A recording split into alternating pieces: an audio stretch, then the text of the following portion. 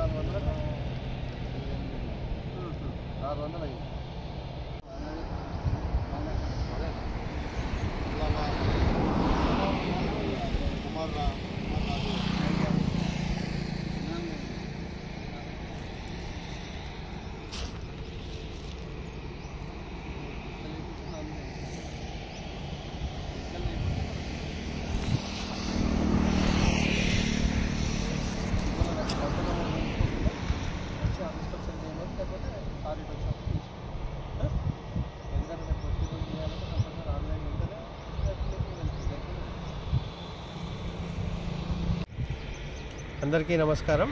ఈరోజు digital crop survey విధానాన్ని పరిశీలించడం జరిగింది.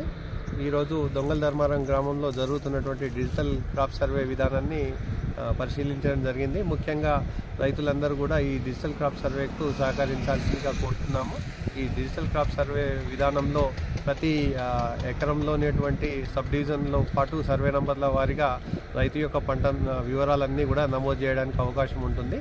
ఈ నమోదు చేయడం ద్వారా వచ్చే సీజన్లో ఎరువులు విత్తనాల యొక్క ప్లానింగ్ చేసుకోవడానికి అవకాశం ఉంటుంది. కాబట్టి రైతులు కూడా వారి విస్తీర్ణంలో ఏ పంట వేసినా కూడా తప్పనిసరిగా మా వ్యవసాయ విస్తీర్ణ అధికారులకు కానీ వ్యవసాయ కార్యాలయంలో సంప్రదించి పంట నమోదు చేసుకోవాల్సిందిగా రైతులందరికీ విజ్ఞప్తి చేయడం జరుగుతుంది.